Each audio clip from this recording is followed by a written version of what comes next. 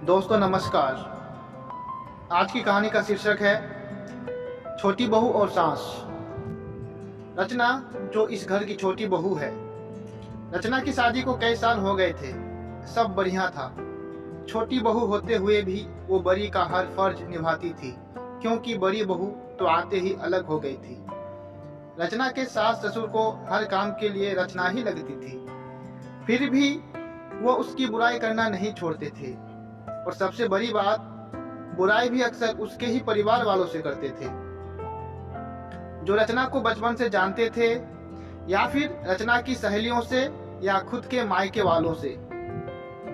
पहली बार जब शादी के बाद रचना की दोस्त आई तो सासू माँ ने उससे ही रचना की बुराई करना शुरू कर दी।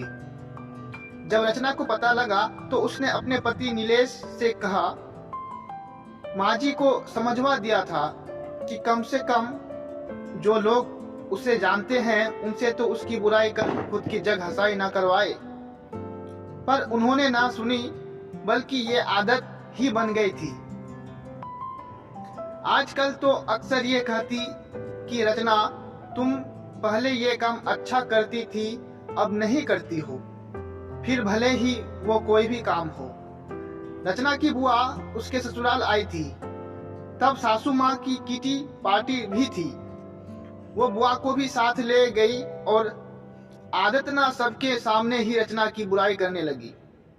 कहने लगी, रचना पहले सब अच्छा करती थी, पर अब कोई काम ठीक से नहीं करती। ना ठीक से रोटी बनाती है, ना सब्जी, ना अच्छे से कपड़े पहनती है, ना बच्चों का ख्याल रखती है। वो और कुछ बोलती इससे पहले ही रचना की बुआ बोल पड़ी, लगता है ससुराल में आकर बिगड़ गई है, क्योंकि हमारे घर की तो वो बड़ी बेटी है और सारा घर और ऑफिस दोनों अच्छे से संभालती थी, और बड़ों से लेकर बच्चों तक सभी का ध्यान भी रखती थी। आपके यहाँ आकर बिगड़ गई है।